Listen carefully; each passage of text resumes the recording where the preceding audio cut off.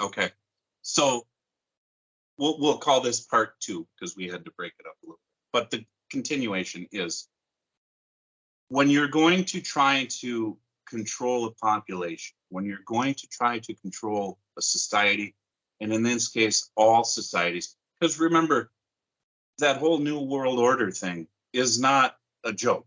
It's not a joke. I mean, we even had the first President Bush get up in front of the world and talk about a new world order. All right. Um, you have to unroll a series of an event or a series of events sort of as a trial to see what you can get away with, how people will respond to fear if you convince them it's in their own personal well-being to comply with what you tell them to do. Okay. You have to know that there are going to be more events happening. Okay. There are. And don't think that those who are trying to control us didn't study how we responded, okay, to the last crisis. But the bottom line is they don't get your mind.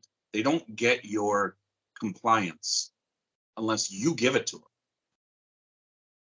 And they will scare you to the point of death to get you to give it to them. Absolutely. Let's say talk about that.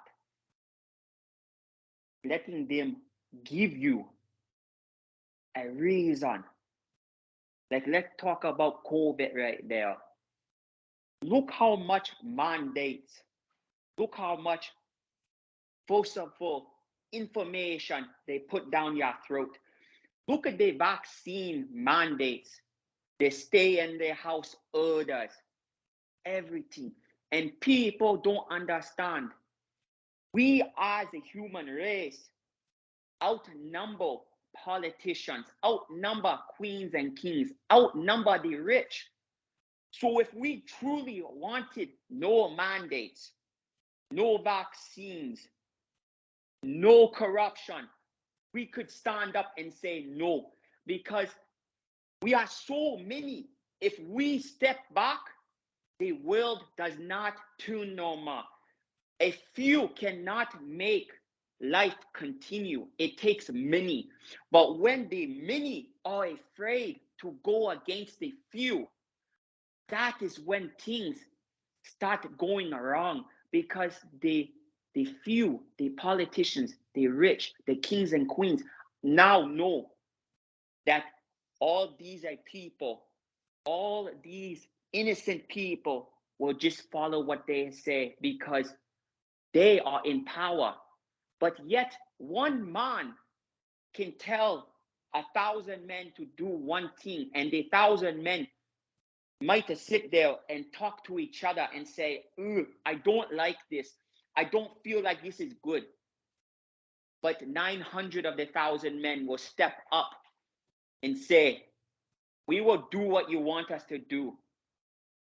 So the other 100 men out of the 1,000 are now confused, because can they go against 900? They can go against 900. Will they survive against 900? No, they won't. So is it worth them to sacrifice their beliefs, their life, to go against 900 of people that are easily convinced to do what only few want them to do? So it's a hard battle, because every man and woman and child have their own thoughts, have their own identities.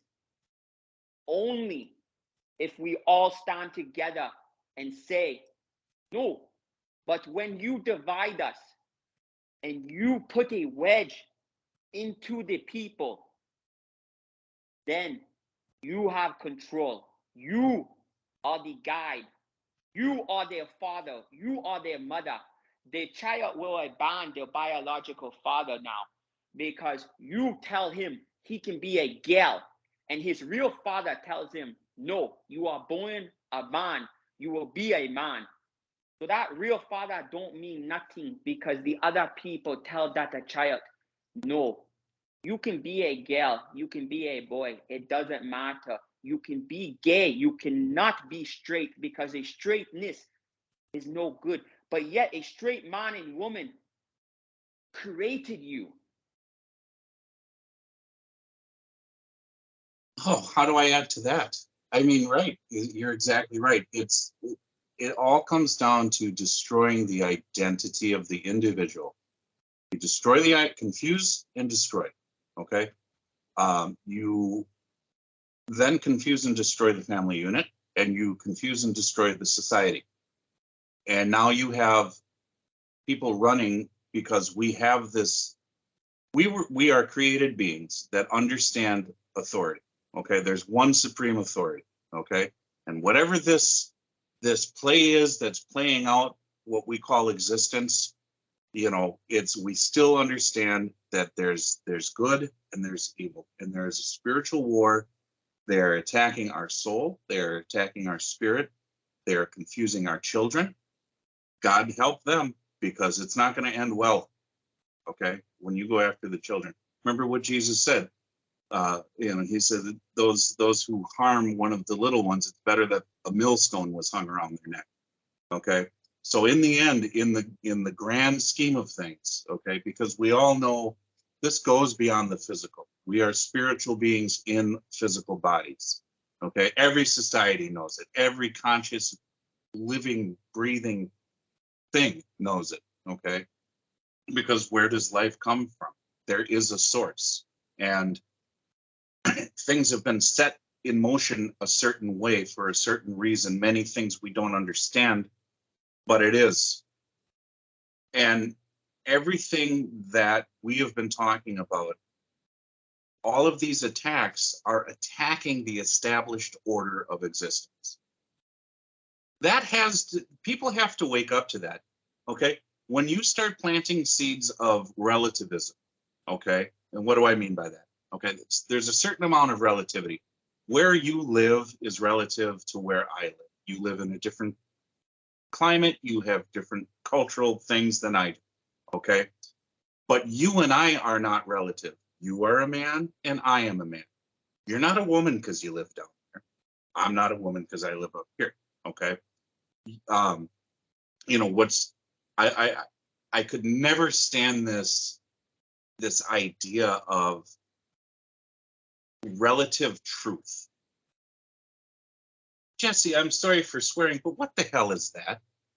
Truth is not relative. Truth is absolute.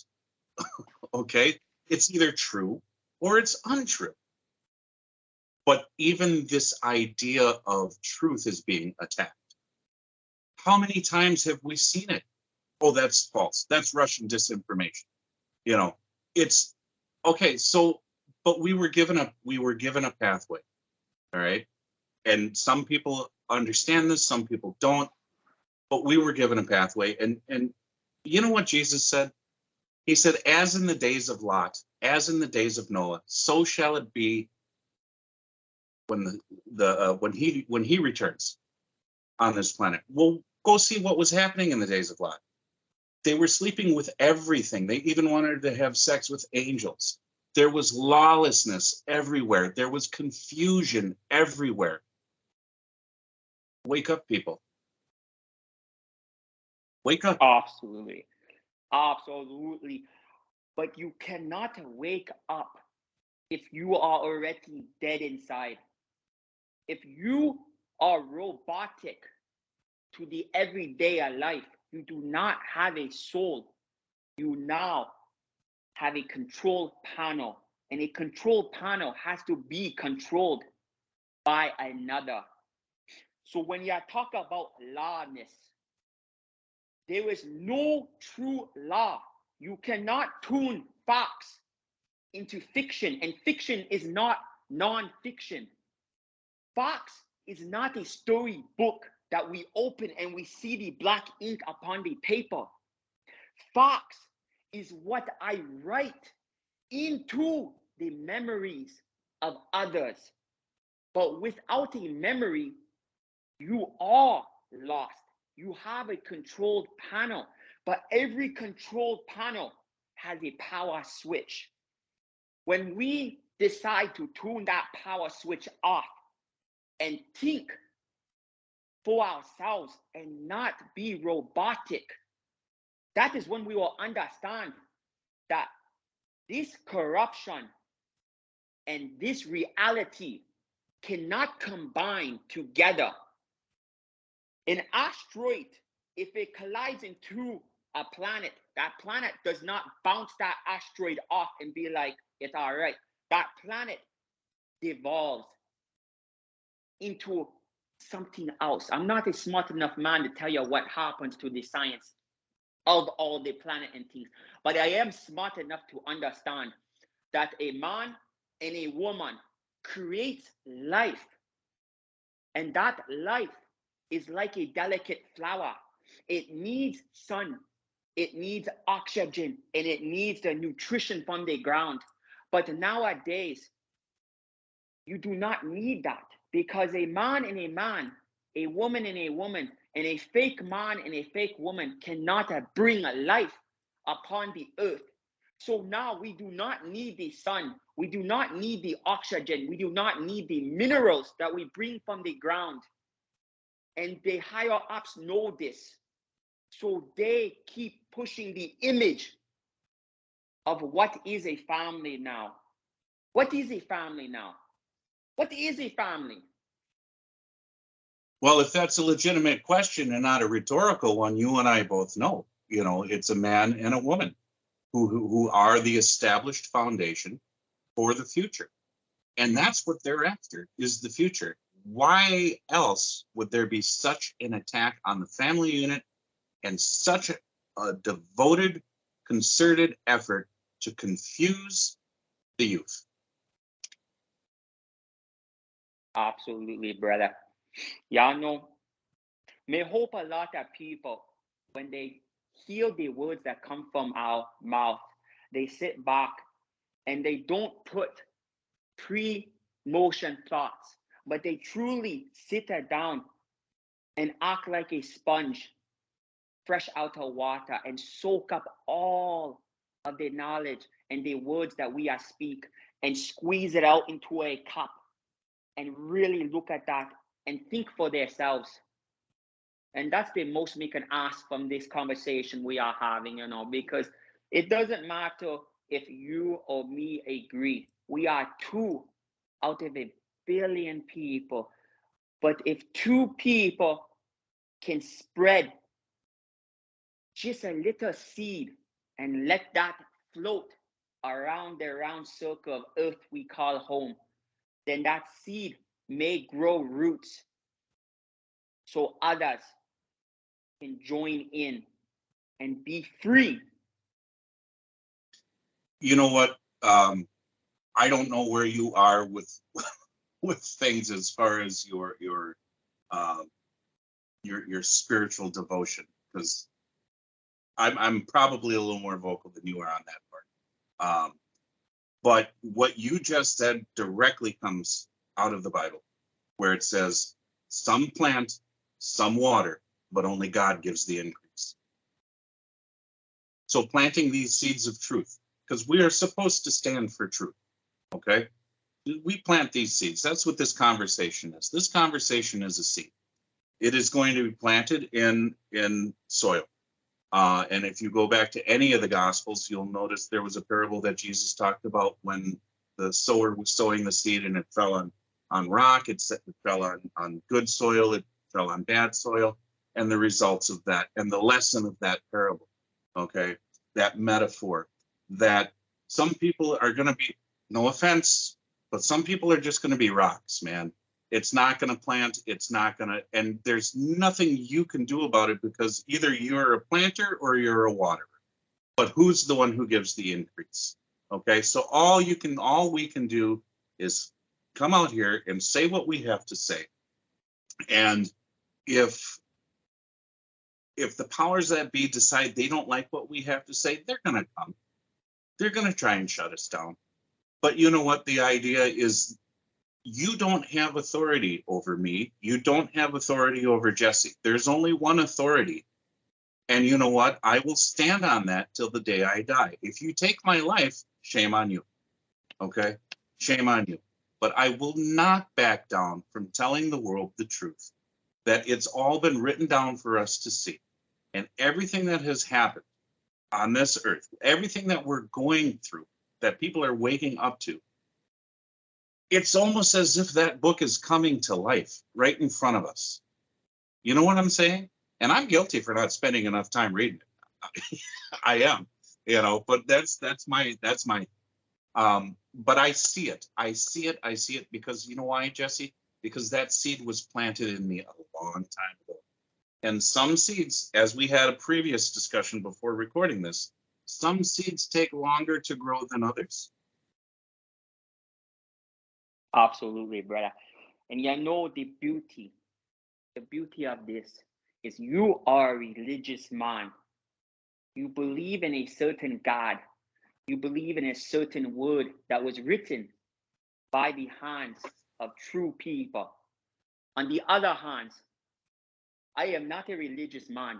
I do not believe in a so-called mini gods, but yet I believe in a power of a essence that you may call God. And I believe that no robot, no ape, and no man created man. A higher up power created man.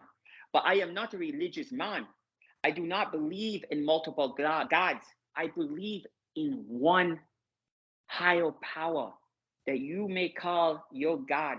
I believe that somebody up there created us because you had to be a creator to create life. You cannot evolutionary from apes. I am not a damn monkey, and I am not come from no science.